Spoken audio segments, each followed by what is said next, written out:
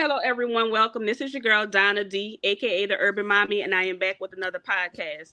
Today, I have a very special panel of some superstars that I have added to this call. We may have more people join us, and I'm not sure, but today we are going to be talking about home ownership. A lot of people are scared to purchase homes. They think that they can't afford it, and they think that they can't maintain it. But I have three people here today that will tell you differently. So we're going to start with David because he's who I see on my screen. That's to the top. David, you want to introduce yourself and tell everybody what you do? Hi, my name's David, and I'm a licensed realtor in New Orleans on the Realty South. I've been licensed for over 5 years. I've been in real estate, buying, selling, flipping homes for little under 20 years now.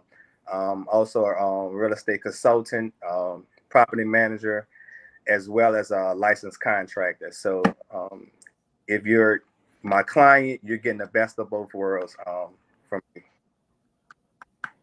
All right. Thank you. Nadej.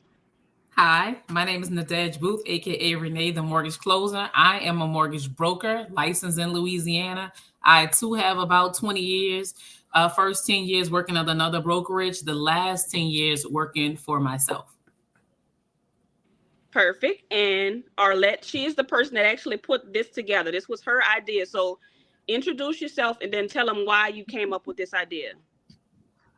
Hi, everybody. My name is Arlette. I actually work for the Orleans Parish Assessor's Office. I've been working there for 15 years. And before that, I worked with code enforcement. And before that, I worked with FEMA.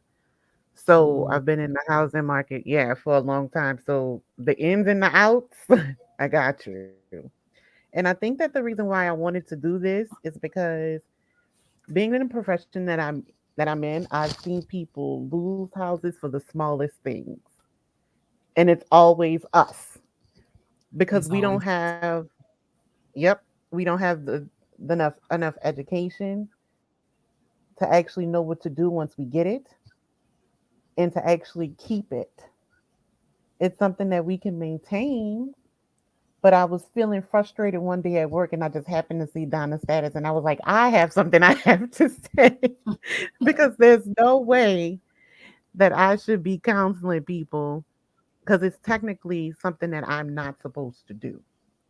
right. I'm just supposed to be behind the scenes and whatever comes across that desk is what comes across that desk, but I can't take my feelings out of it because I am New Orleans and preserving Yeah. this city is something that I've fought for so long. So just to see people lose house after house after house, I was like, we have to do something. And if I can see you pay $2,100 for rent, that's two mortgages, honey. We could get Yes. you two houses. We can Hmm. Correct. get you now a rental, and we can get you Yeah. a regular one. So Yes. I just feel like if we come together and educate each other, we'll have this game locked and loaded. Yeah. Right. Right. Yes, Definitely. And that's big. I So think David, I'm gonna start with you because since you have the real estate and the construction, a lot of people are scared. They think that they can't afford a house, but they don't realize that the number one way to have wealth is through real estate. correct. So Correct. can you talk about that a little bit? Yeah. So real estate is the number one way generate in America. That's hands down the number one income generator.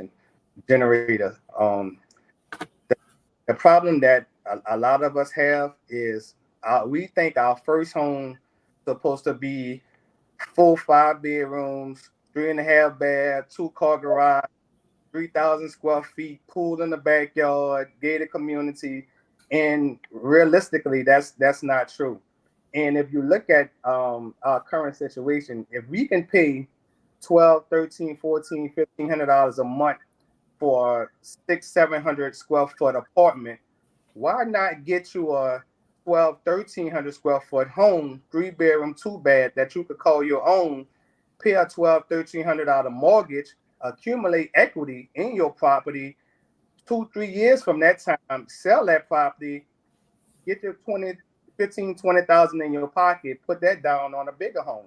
So, but we don't want to crawl before we walk. Everybody want to come out the womb running, and that's just not realistic. So I think if we have a realistic approach about home ownership and stop trying to compare ourselves to our friends and people who've been in already established and purchased homes before and on their second or third home where they've upgraded, we'll find that more people can be you can be more beneficial going that route, getting your smaller home starting off versus trying to overextend yourself, getting a home with a higher mortgage and end up losing your property.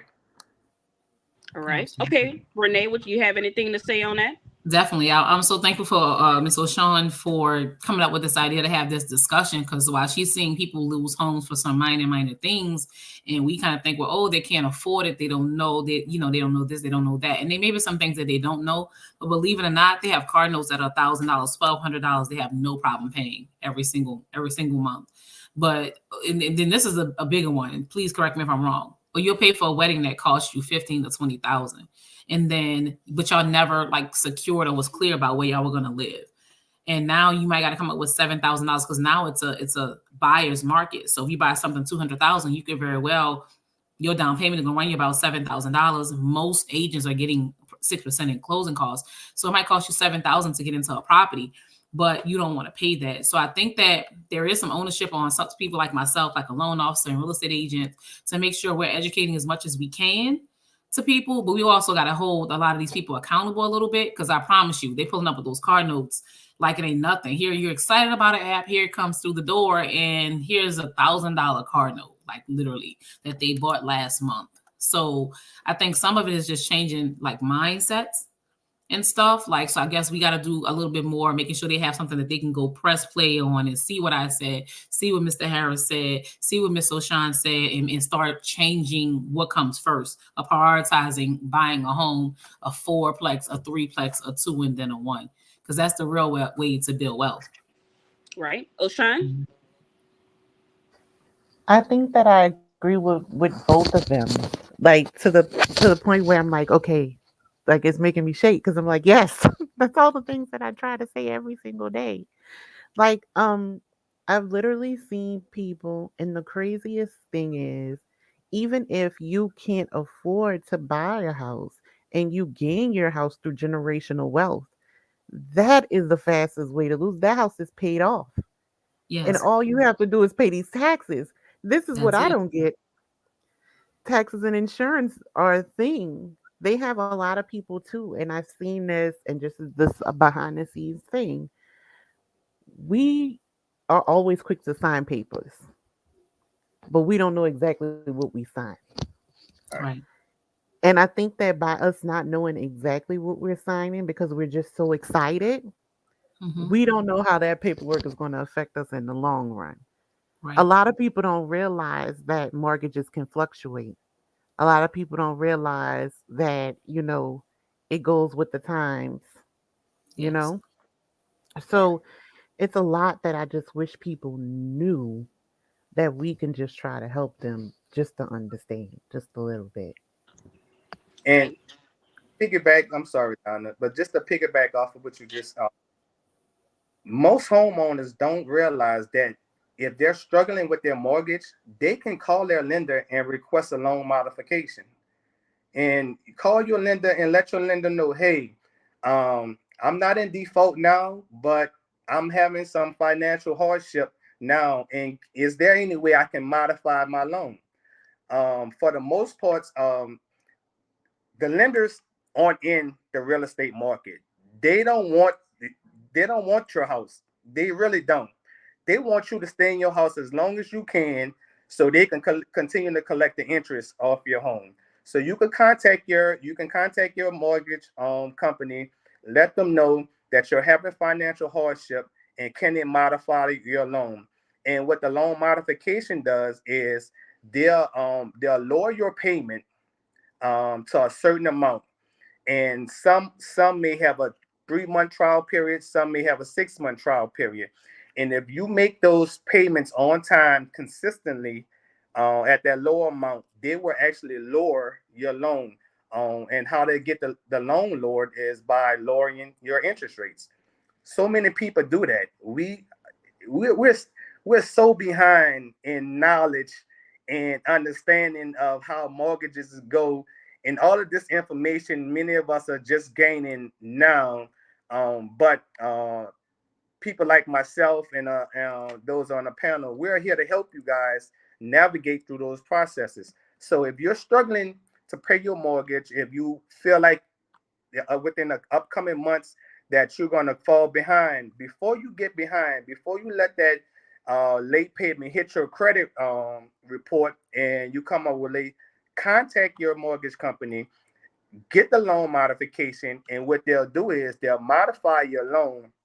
And if you skip, say if you skip 3 payments, they'll take those 3 payments, tack it on the back of the loan, and then restructure your loan accordingly. But there's ways out there for you to keep your home. But we just have to get with the right people who have the resources and knowledge to communicate that to us and to help us out along the way. Yes, and And let me say that I have two things to say. The first thing is, if I'm having problems, I live right now. I pay rent, so I mean I have a house, but I pay rent. But I'm gonna let you know right now, if something is coming up and I don't think I can pay my rent, I can't call the office downstairs and say, can you put my 3 payments and I might be later on to the end of my lease period. Correct. It doesn't Correct. right. work like that. So the minute after my grace period, it doesn't work. So a lot of times we think that rental is easy, and it is easy for a lot of ways, but in situations like that, real life situations, there is no flexibility unless maybe you have a private owner who is nice enough to do that, but that's not often that happens. And secondly, I did want to say that when it comes to home ownership versus a rental, now I have a very nice rental, and I have a car, like that car note the dad was talking about, that expensive car note. So I'm one of those people that had that expensive car note. I got that nice $85,000 car with a $1,200 car note. But when I went to do my loan, they didn't ask me what my car was worth. When they were trying to see my assets, they asked me how much my house was worth. So you can Mm-hmm. have that nice car. I'm not against having nice cars, but I'm telling you that nice car, it only looks good on those pictures. It looks good when you're driving, but when we're looking at paperwork, trying to see what somebody is worth, or when they're trying to do a loan for whatever reason that you may need a loan, that car does not count. It's actually, it's what you call it? Not an asset. It's a whatever the other one is. Right. Yeah, it's a Correct. depreciating value as soon as you Yeah, drive off the lot. yes. Yeah. So that Tell does not help. It looks good, but that does not help. And the purpose of today is to help us to elevate. We want to get more. So when we're talking about purchasing homes, what type of credit score should we be looking at? Now everybody can't have the sevens. I know Right. a majority of the people are in the sixes. So what's the story on that? Anybody want to take that? Sure. It's a rule of thumb. So it's funny. I feel like the market adjusts to what the market needs. So I don't know if y'all remember during COVID, if y'all were doing you were doing real estate, Mr. David, during COVID, they weren't touching anything under 640, right? However, when COVID right. started to slow down and stuff, that's when you start hearing 580s again. So FHA rule is Yes. 580 being the lowest. However, the needle is constantly moved based on what the economy may need. So I don't want to encourage people to have a 580 because that 580 is going to come with a list of conditions before we go to closing. It's like you're jumping over several hoops. The lowest I've actually closed was a 590, but do know that condition sheet was mighty long. So we were blessed enough to kind of hop over that stuff. So, but if you are on the lower side of credit, I would say to have paid everything on time in the last 12 months. That's what would be most helpful. It's because these approvals come through what they call automation through a computer system. So it's pulling things from your credit. It's looking for lates in the last 12 to 24 months. And if you're on a lower side and you have a late in the last, say, 12 months and you're a 580, that's probably going to be denied. So it's not just about the score, but I would say the absolute lowest is a 580 with no lates the last 12 months, with proof of on-time payments for the last 12 months, and of course showing that you have the funds to close. I would say a 580 being the lowest. Just trying to be sure, we want to try to get above 600 if we can. Same rules applies, no lates over the last 12 months. That's the general rule. No foreclosures in the last 2 years. I'm sorry, last 3 years, and no bankruptcies. The bankruptcy has to be at least 2 years old. Those are the kind of major things. And can't forget child support. We want to make sure our men, most of the time it's men, are making those phone calls to child support to say, hey, I'm paying my child support. Can we make sure that's reporting correctly on the report? Because a lot of them, honestly, they're paying their child support, whatever their situation was. It's reporting late, doesn't look good, but you can see it coming out of your check. So I would say those three major things we want to make sure we get in some type of order. Correct. Correct. Okay. David, Ocean, y'all have anything on that? Um, no, she basically hit it. I always tell my clients to at least aim for a 640, because with the That's all. Yeah. 640 you qualify for most of the grant programs and down payment assistance with a credit score minimum. So I always encourage my clients not to purchase under 640, because being at a 640 higher will actually save you money out of pocket when you go to purchase your home. And I know a lot of first time home buyer classes encourage you to actually have a 640 or higher. I know Mr. Fred do. I don't know if y'all know Mr. So Fred. So being on the lender side, so I'm a mortgage broker. So we only deal with wholesale lenders who only do business with us, right? So unfortunately, there's a lot of people who can buy homes under the 640 mark, that may not, you can't go to a bank for. So it's not that you can't buy a house. The questions would be now, have you been paying on time? And of course, at one point we wasn't concerned about the rate because they were so low. But of course, if you are under that 640, even at 640, you're not going to get whatever they deem the best rate. But the thing about that too with our buyers as well, they want to fight us about rate and maybe you about rate when they're going to pay 100% on the rent that they pay. Correct. So I don't really get into the fight about the rate too much. I'm gonna try to give the best rate possible, especially if you're coming from paying 100% just last week, you know. So I know that could get confusing with the approval part because it change, like I said, it changes a lot for us. So of course it changes for people around in the business and stuff like that. So I wouldn't discourage people from buying homes if they're under the 640, but lots of deals can be closed under 640. Correct. And you also have to look at when you're paying the mortgage, it's like a savings account, because when you pay that mortgage, and correct me if I'm wrong, but 25 to 30% of that mortgage goes towards your principal, and you're actually paying down that principal. So if you're paying your mortgage, that's money you're putting in the bank every month. Pay that landlord, you ain't getting nothing back. I mean, that's it. You pay the landlord their rent, that's it. And when it's time to go, when that landlord say give you that 30-day notice to take you to go, it's up to you to figure it out to see where you're going next. You know, so absolutely.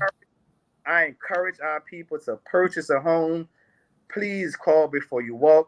I see several properties out here, 12, 13, 1,400 square feet, under 200,000, 170, 180, newly renovated, decent areas, the same area you're paying your $1,500-$1,600 rent at.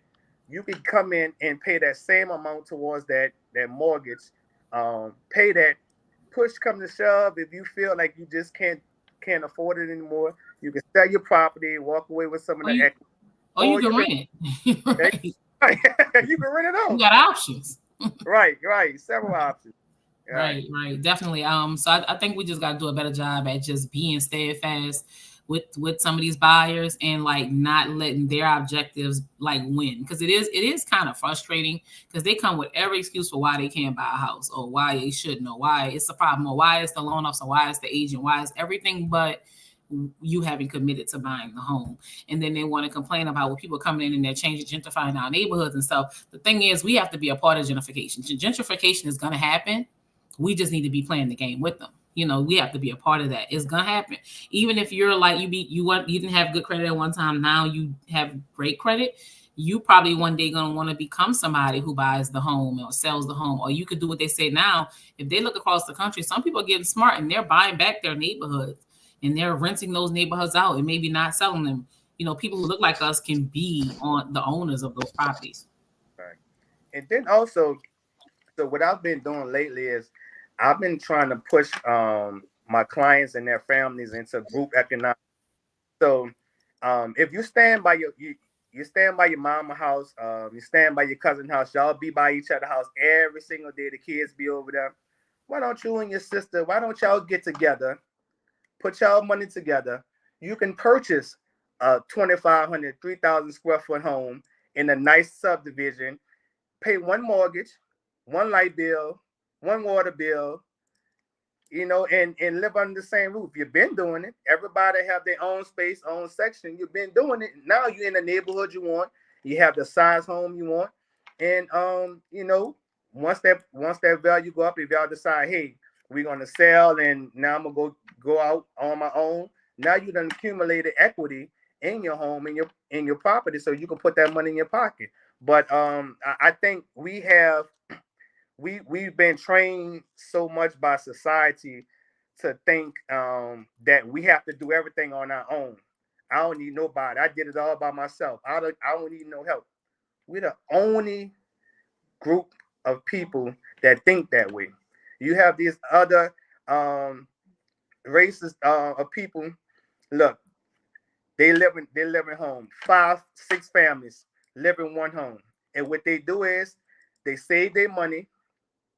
They pay off their house, and one family move out, and another family will move in, and they continue to do the same thing. My wife went to school with with this Asian lady, and she told my wife that every 2 weeks it was five families living in the home, and 10. I'm sorry, it was 10 families living in one home, and these families consisted of doctors, nurses, teachers, etc. And she said what they would do is every 2 weeks, when someone get paid, they will come to the table and they will bring all their money to the table. Each person would get an allowance, a separate allowance for those 2 weeks. And what they would do is they would save the money, and the first family, they would, once they get enough, they will purchase that family a home outright. That family will move out and another family will move in. And they will continuously do it, continuously do it, continuously do it. Now, if you have 10 families coming in every 2 weeks, putting in a pool of money, how fast would that be for you to accumulate enough money to buy that family out of the house cash and let another family move in? But, this mine, this mine. I don't want to live with this one. I don't want to live with that one. We fussing. We fussing because La Nique, they ate the last bag of chips, and now my son wanted the chips, and they don't have no more juice in the refrigerator because they drunk all the juice. We fussing over pennies, and we need people making dollars. You Right. know? That's true. And let me add to that, and I think Arlette, you can kind of probably attest to this, but when we do that, as in when we do live in grandma's house, the problem is we never get our paperwork right. So when we don't get our paperwork right, and then our grandmother passes, then we have a house I with don't know, baby. 600 owners, and now Right, we got all kind of stuff going on. So if you're Mm-hmm. gonna do it correctly. So I right, mean, I know that's your part, because I know a lot of times that y'all run into houses that people lose is because there's 50 owners that they can't locate, and nobody wants to sell their portion to this one, and then you have to go find this one to sign this and sign it, and then the house ends up getting taken away, and somebody from New York comes in and buy the house, and then so you right. want to go ahead and talk about that? Yeah. So I see succession properties every day, and what happens is you're correct. Um, all the cousins, all the siblings, they're living in grandma's house. No one wants to come out of their pocket and fix up grandma's house because they Hmm. feel I'm not putting my money into this house. I can And tell you that I see. somebody else living there, and they're not going to reap the benefits of it. But actually, that's your investment. That's your property. Maintain your property to keep the equity up in your property. Now you have a $250,000 home that you're letting Hmm. go to people. Now instead of it being worth 250, now it's only worth 175 because you let it go to waste. Versus keeping up the maintenance in the home, fixing what needs to be fixed, and now you have an additional 75,000 of equity in the home, which you could have. It would only probably would have cost you 5,000 to get everything done. Now you losing 70,000 because you didn't want to spend 5,000. Orlando. And I think also to piggyback off your point, David, we see a lot of situations where all you will need is a simple will.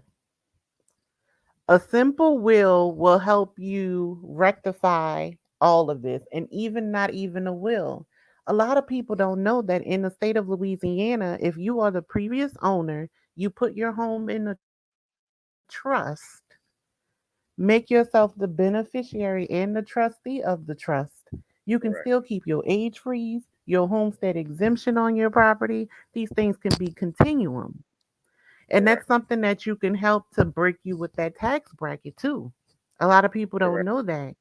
And even if you take that information and you die, leave the trust to somebody instead of leaving the actual property Property. per se, you don't have to worry about individual names when you can just change the details of your trust.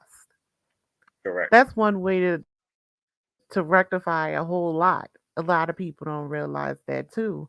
And then if you do your succession, because we think that succession costs us arm and a leg, right? Do not go to a lawyer if you can find a good notary. Yes. Because Yes. a notary can do the same thing that a lawyer can do, especially when it comes to real estate. Right. You don't But have to spend that much money, $2,500 versus $800 to get you. I'll write your succession. You find somebody right. to notarize it. I'll write your succession for free.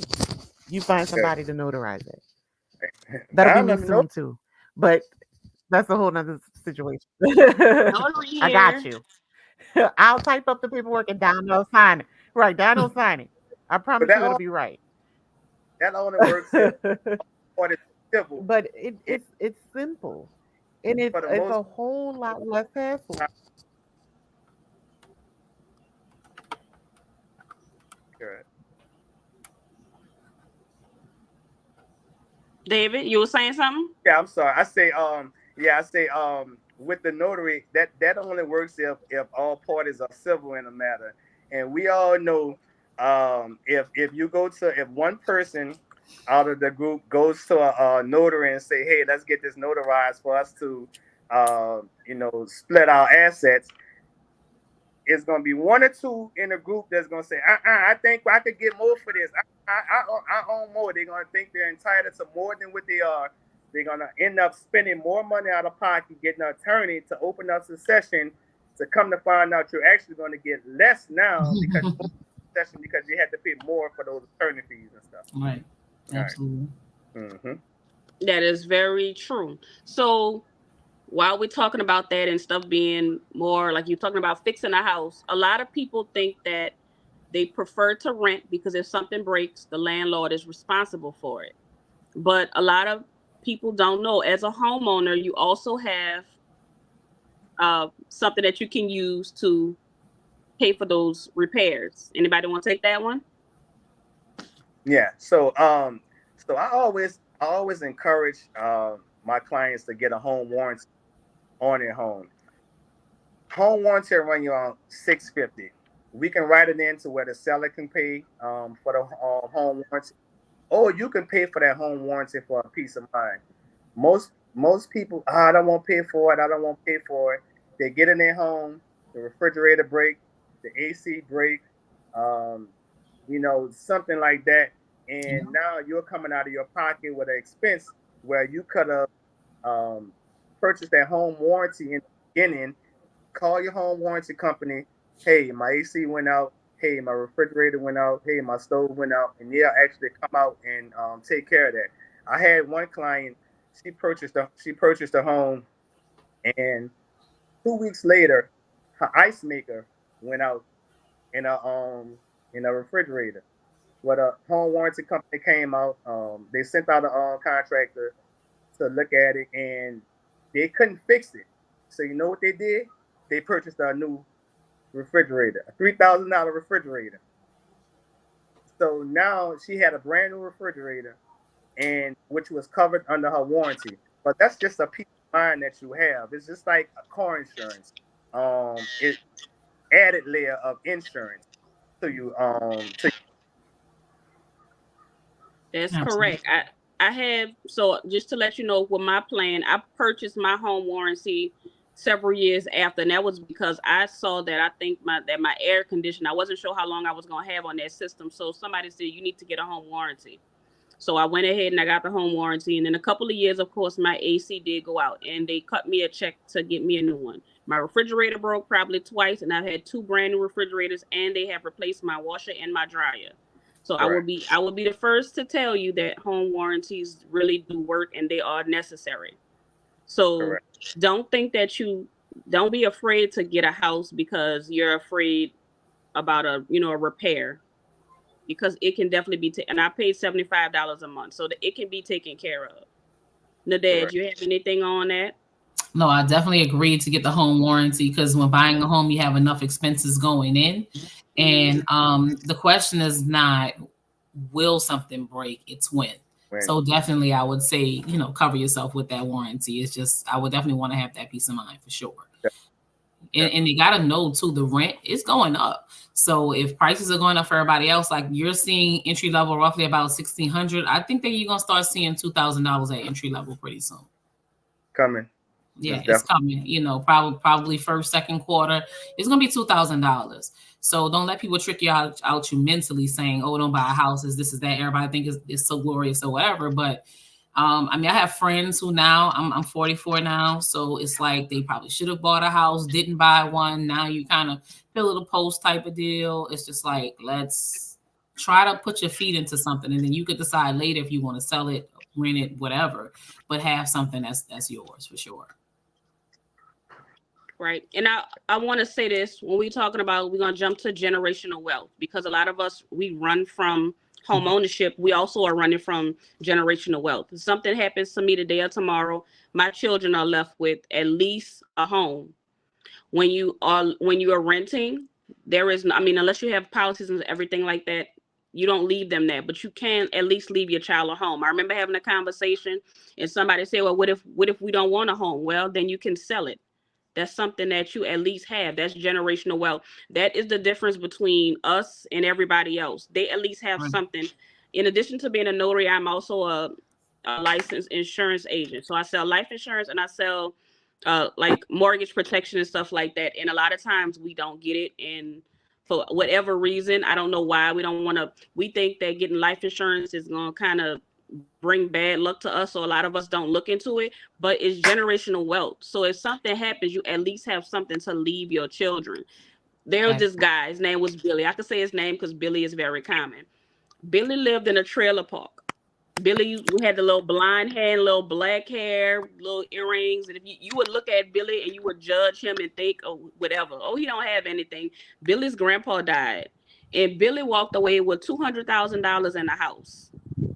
Mm. Now, Billy used to be the joke. Everybody was like, because Billy was in a little program. He was my sister's friend.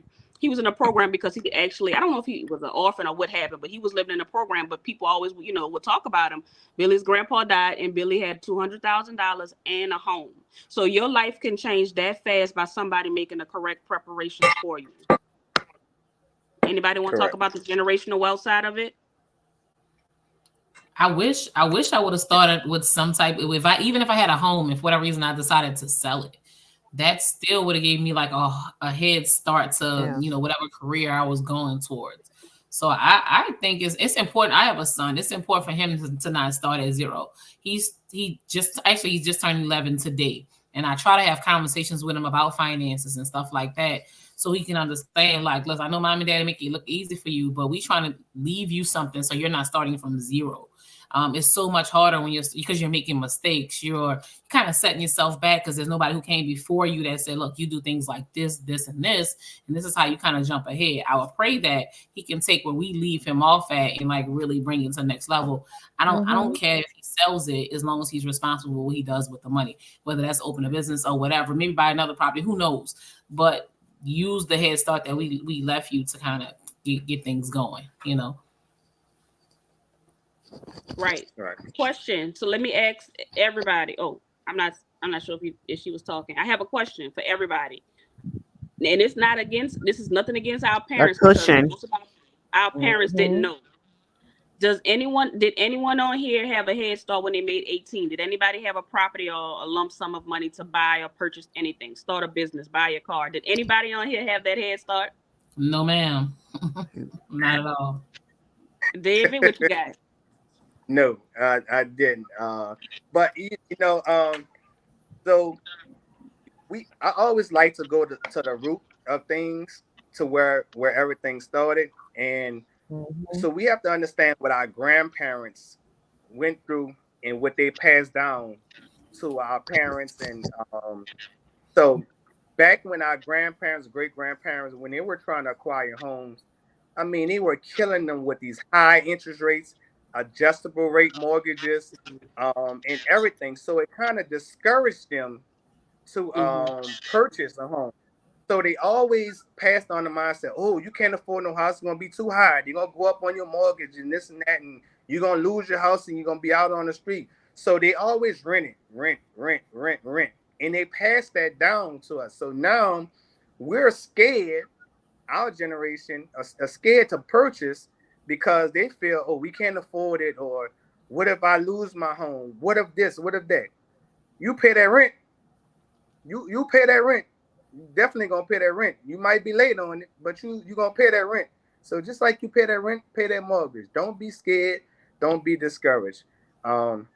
Even with the life insurance policies, like you was mentioning, we don't get life insurance. A lot of times we don't get life insurance. Again, think back about what our grandparents and great grandparents did. They were getting life insurance on our grandparents, great grandparents, killing them and collecting the insurance on them. And because at one time you could get a life insurance policy on somebody, sign in name, put it on them. They don't verify anything. Now you come up missing, you come up dead, and somebody else is collecting. And when I was young, I would always wonder why. I would hear older people say, "Oh, you ain't putting no life insurance on me. You ain't gonna kill me. You ain't gonna kill me." So you always hear people say that, but you never know why. You don't know what they mean. You learn why they said that. Right. Right. Arlette, you want to go? I know you had something to say. I think she got a delay. We can't hear you.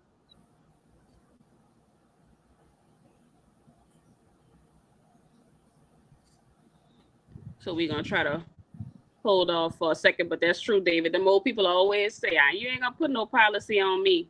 Right. Exactly. and they never educated us on. So our grandparents, if for whatever reason, they never talked to us about the struggles and everything that they went through in their time. Because to know who you are, you have to know where you came from, and you have to know what your parents and grandparents been through, because their life helped structure your life, because whatever they went through, it molded them, and that's what they're passing on to us. So once we know this information, know these things, we're more knowledgeable now to track those things and say, okay, well, I understand what you've been through, but these are different times. These are different situations. I can do this. We can be successful, and just not be scared. So many of us are scared just to purchase a home. This is the thing. They're buying a home. It's just not theirs. They're paying for one. They're paying for it. We always say we pay. I always like to say you paying a mortgage, right? But really is you're buying a home. It's just you're Right. buying someone else's home from. Someone else. Somebody else's. Yeah. That's so Right. true. And I think, you know, I might need to change my terminology when I say that. Like, you're buying a house for someone else. And I think we gotta being a little bit more direct, a little bit more firm in our position, because we've over 20 years, we've seen enough. We know what works, we know what kind of doesn't. Like, and I love how you started the segment by saying we want the fancy house first. That's the second problem. Outside of listening to everyone else who hasn't bought a house in this market, you know, right now. I want the first house to be the dream house that you've seen on TV, and not kind of the reality of what you can afford, what makes sense right now. I get so many people who buy the single family home and then want to come back and buy the multifamily, right? Well, it's less expensive for you to buy out of pocket, for you to buy your multifamily first, and then, you know, kind of work your way down to your single, even if it's like a duplex. It don't have to be a fourplex, but the right way is to buy a 4, 3, 2, and a 1. You know, but most of my customers look like me, and they want that first house to be what they see on Instagram and Facebook, and they don't consider their own pockets, you know. Yeah. Right. They have to keep in mind, just like if you watch those TV shows on the Discovery Channel, when they go look for the house, they might have a $5 million budget, but what they say, we're looking for a starter home. Yes, Right. They have that concept that we need a starter home. And a starter home is not the one that you know you post on Instagram and get 500 likes. It may just be the basic house. Yes. Right. That you can get. So let me add her back in. So it may just be that starter home. So I think we have to get away from trying to, like you say, David, keep up with the Joneses and try to get this huge house with the 2-car garage. We need to just, you know, start where we can, you know, before we try to get that big old house. Right. I think we're in a space now, and correct me if I'm wrong, that kind of not gonna have a choice. You know, you kind of don't from a number standpoint.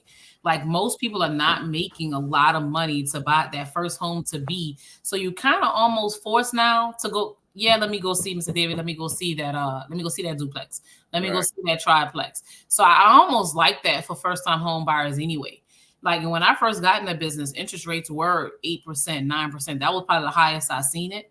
So people think that, oh, the rates are so high. No, the rates are leveling off. We just had a run since Obama, since the 07 crash, that they had reasons to lower the rates. So we got used to cheap money. That is not normal. Money is supposed to go up. The price of money is supposed to go up and down.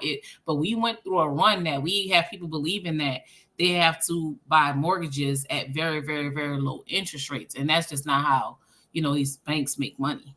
Right. Arlette, you back? I think she still might be stuck. I see it though. Yeah, I can see it, but she might be stuck. But while we're talking about the purchasing homes, I learned about this concept watching YouTube, and I wish that more people knew about it. I can explain it based on my understanding, but I want to talk a little bit about like when you refinance and you do the cash out. So does anybody have any kind of experience? Nadej, you might have a little bit more experience with that when they do the cash out, the finance, or when they do the equity mortgage. We do cash outs all the time. I would say somebody who's cashing out, just have a good reason. Well, are you cashing out to do something that's going to make you some money? Or are you cashing out to improve the home? Like, where's that money going? We just want to be responsible with the cash out. You know, I'm definitely all for it if you're about to like open a business or something like that, for sure. Right. But of course, you can't tell people what to do with their money. They feel like they've been paying on it. So again, I mean, if you've been paying on a mortgage for 10 years or so, and you say, hey, I want to get some of that money that I put into it right now. I don't want to sell. I want to get that right now for whatever that reason is. Then you go ahead, take some money, because you've earned the opportunity to do that. When you're renting a home, that's not even an option. So and then it's going to be the least expensive way to get money, opposed to like credit cards and, you know, stuff like that. So getting a line of credit or cash out is going to be whatever the rates are at that time. Right.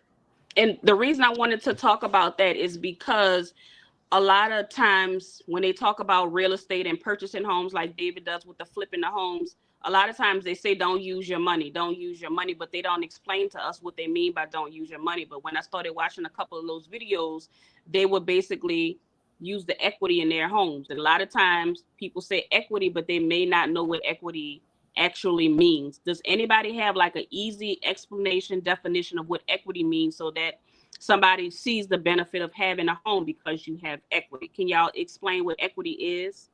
Sure. I would say equity is the cost between what you owe on a home and what it's worth.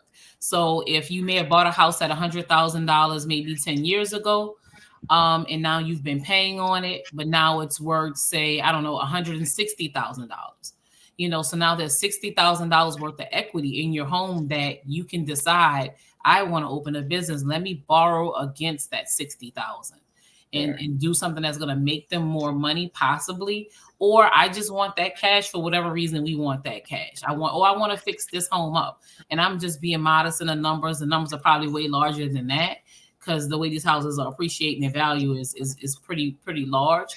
But yeah, but you can't do that while you're paying for someone else's home. That person who home you're paying for, they're gonna get that equity, not you. All right, correct. So, but also you have to keep in mind with the equity, the lender will only allow you to go up to some lenders 75 to 80% of the loan to value Correct. for the equity. So if you have a home for 200,000 and 75% of that loan is I'm not doing the more, it's 150 is 150. So you can only take out 150,000 of equity in their home.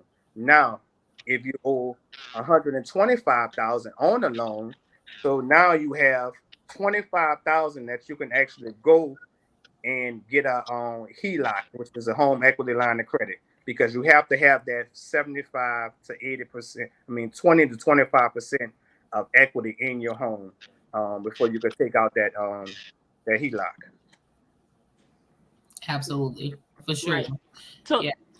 to give y'all a real life example of that for anybody that's listening, I learned about the HELOC literally probably right before COVID started because I wanted to renovate my house. So I was saving money, putting money to the side, like, okay, maybe I need to, put money to the side, give me a contractor, and I was going to slowly work on saving that money so that I can get my home remodeled. Just kind of browsing around, I learned about a HELOC. So I called and I asked, like, what is this? So explain it to me. So basically, what they told me was, I'm going to just say one, I can't remember the number, but I'm going to make this up. Okay, so I purchased my house about, like, let's say 100,000. So I paid 100,000. So they came in and they say, well, your house is actually worth 300,000. So I had I bought a house after Katrina, and this real life. So I bought a house after Katrina. So, obviously the value went way up. So now my equity was like something like $200,000. So I was able to look into that 200. So what that means is that equity, I was able to use that money to either renovate my house or buy another house. Because, depending on and I didn't start yet because COVID happened and then I kind of stopped. But basically that's what I was looking at. I was looking at using some of that money that I had in equity of my house and I actually was going to do two things. I was going to buy another house and I was going to remodel my house a little bit. So that's what we mean when we say you have equity, and when you own a home, you have advantages that you don't have when you rent it. So if I was just renting and I was trying to find money to remodel, I would have to save my money. But because I have a home, I could either get a loan and use my house as collateral, or I can do a HELOC and use my equity to either build another home, to remodel my home, to start a business, or whatever. All right. I always advise my client, if you're going to tap into the equity of your property, if you're just doing a HELOC, make sure that HELOC is going towards something that can actually make you money, because you're going to be that's another note you're going to be paying every month. The way I say, if you're going to do a refi, cash out refi, only way I would recommend you do a cash out refi is if your interest rate is going to go down when you do that cash out refi, because you don't want to cash out refi and get a higher interest rate for and do another 30-year mortgage, cash out. You then cashed out, you got the money, but now you have a higher interest rate, and then you're still paying that mortgage. So make sure when you tap into those funds, make sure you have a solid plan for that money, because you're going to have to pay that money back one way or the other.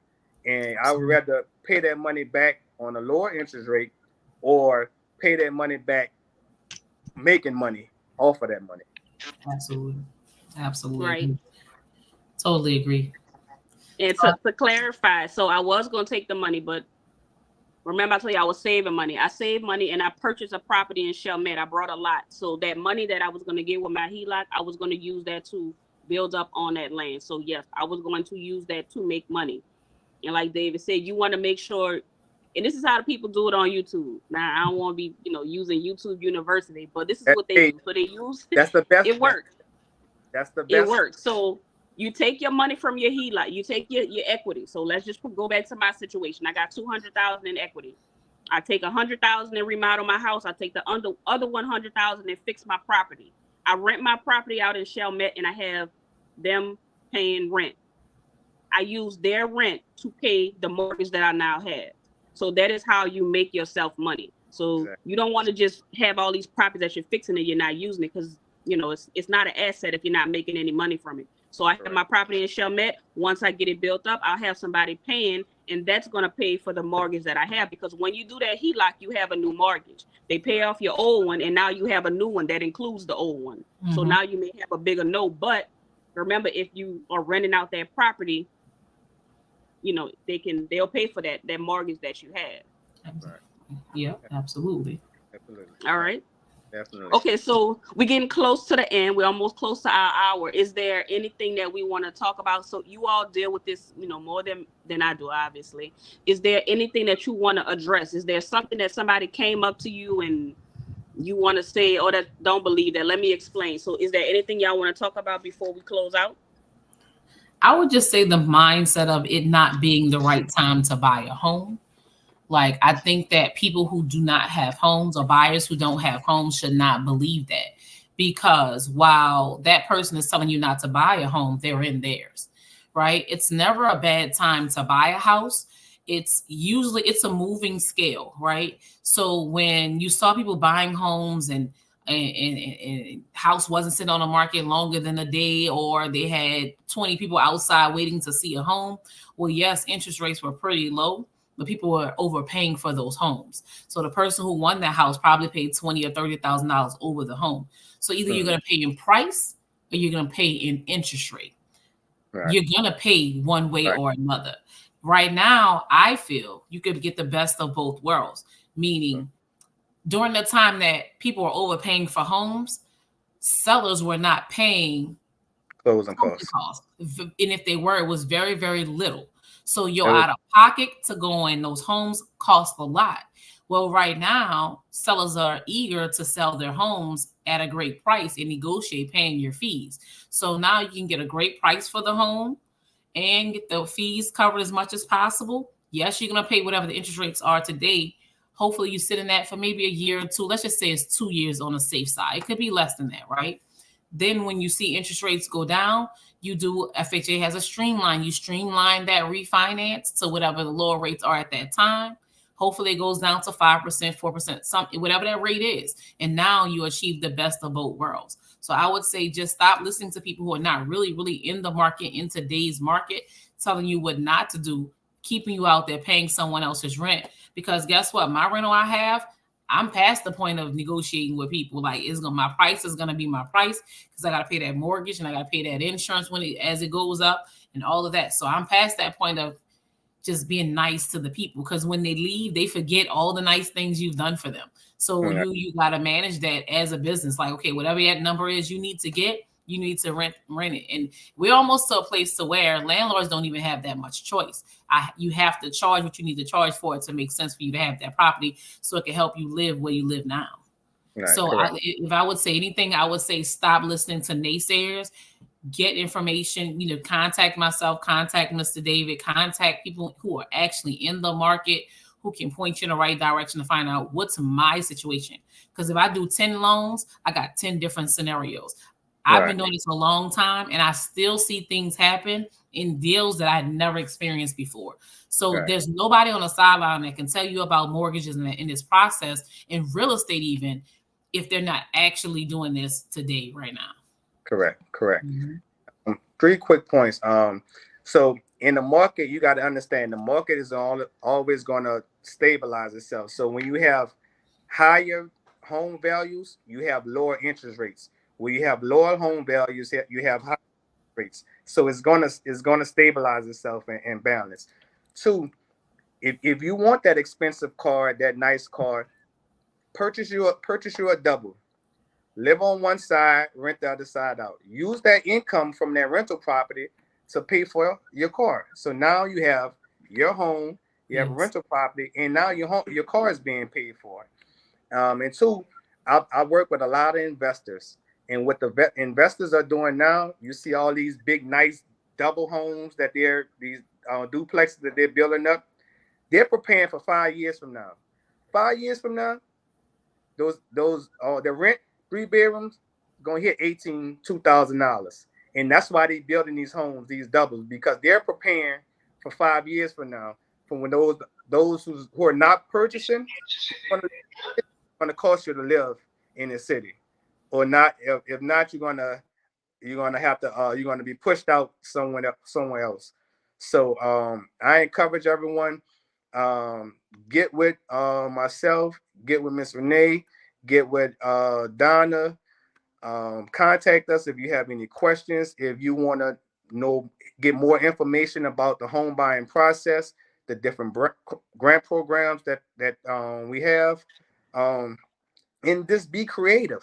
Also, like I said, I work with investors. So some of my investors, what they're doing now is, if I have a client that's only approved for 200,000 and they can't find a home, so what they'll do is they'll find a home that's say 120,000.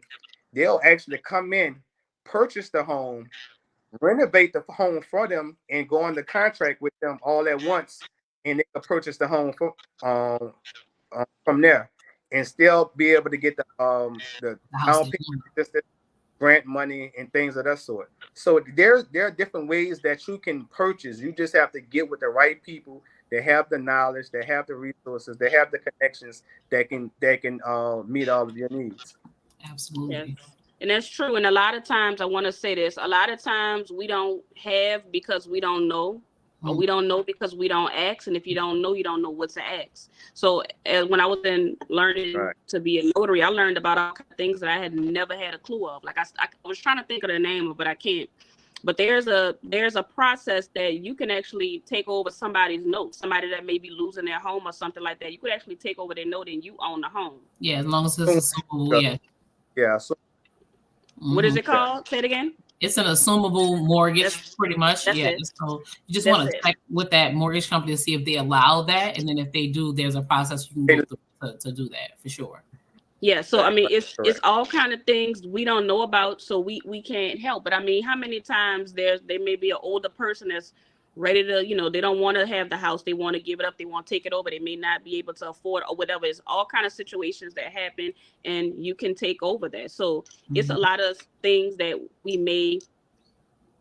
may be able to help us, but since we don't know about it, we don't ask. And since we don't ask, we kind of sit there and we stay the same. We never actually go up. And also, I also want to say, don't shy away from purchasing land, because guess what? They can't make any more land. They ain't making no more land at all. They can't make no more land. So, like, if you go to New York, they building Right. on top, on top, on top, because there is no more land. They're always gonna have people, but they can never make any more land. So purchase that land. I promise you, I'll be like full disclosure. I purchased that property in Chalmette for $5,000.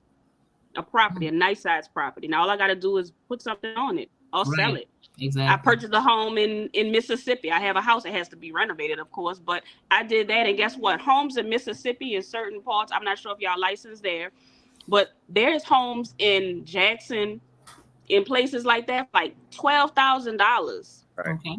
You purchase that and you fix it up, and guess what? When it comes time for hurricane evacuation, Me and my family going to Jackson. I'm not worried about water or none of that stuff. I'm not worried about crime because I live in New Orleans. So it's like that stuff don't stop me. But We it's come on, gonna stop me crime. from having to pay Right.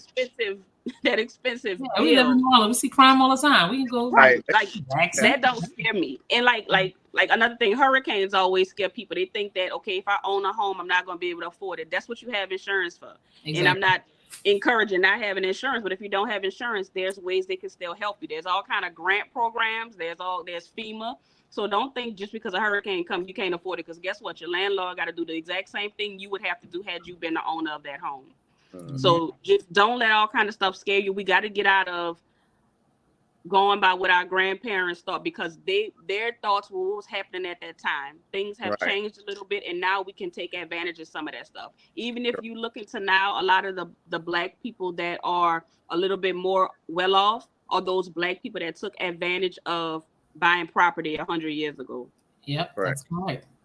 Right. You look in the census, and you look when we do the ancestry.com, and you see the names, you'll see homeowner, yes or no. And those people are the same ones that have a little bit more, now. And that's systemic racism that we are dealing with. But now it's time for us to change that narrative, and we need to take over, and we need to fix things. There's no excuses because we have the knowledge. There is funding. We just got to seek it. Y'all gonna reach out to Renee and David and make sure we don't have to go see your son unless we paying our taxes, because we want to, we're going to change things. Y'all want to give everybody y'all information so that they can follow y'all if they need to?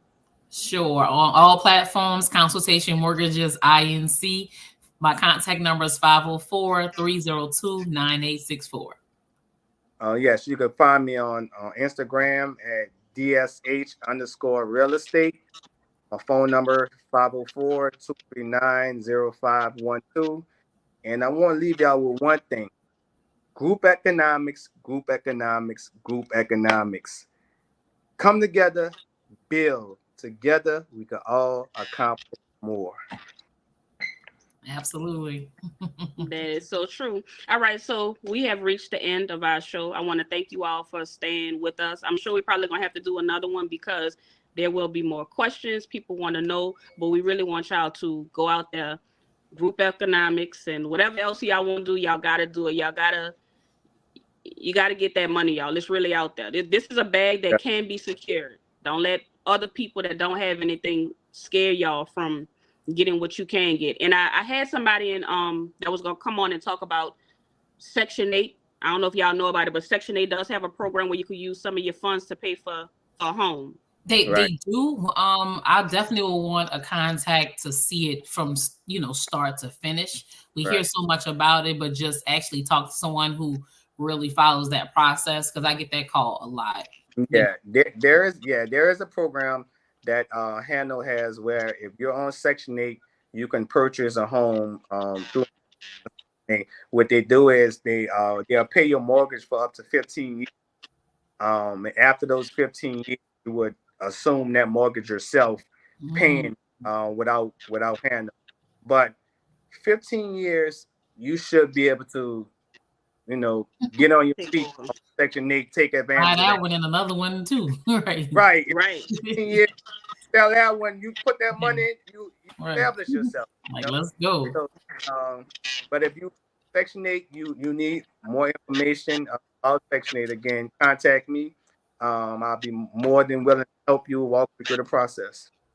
All right, good. All right, so that's it, y'all. Thank you so much for joining. We will be back again with another podcast. But for all, if the law stays the same, we'll see you next week. See you later. Thank you. All right. Bye-bye.